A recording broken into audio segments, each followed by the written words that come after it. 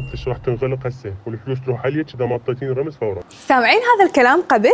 هذا مو كلام موظف شركة ولا هو كلام شخص حريص على فلوسكم.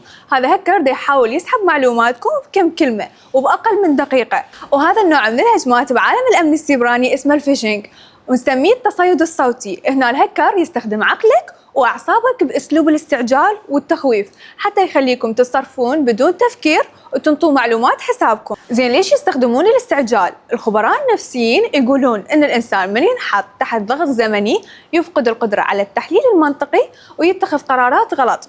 والهكر يريد يخليك تتوتر وتخاف على فلوسك حتى تستلم معلوماتك، وهو راح يوهمك إنه من الدعم الفني للشركة وصوته يكون رسمي جدا ومؤدب ويطلب منك رمز التحقق أو كلمة السر بحجة تحديث البيانات، بالرغم أنه موظف زين كاش الحقيقي مستحيل يطلب منك رمز التحقق أو كلمة السر. وحتى تحمي نفسك من هيك هجمات وتكون أذكى من الهكر لازم تتعلم إدراك وتقييم الموقف في حالات الطلبات المستعجلة، ولا تشارك أي معلومة مالية مكالمة بها ضغط أو نبرة تهديد. وإذا حسيت المقابل دا يدفعك باتجاه معين اقطع المكالمة فوراً وبدون تردد. ولازم تتأكد من هوية المتصل بالاتصال بالرقم الرسمي لخدمة زبائن زين كاش.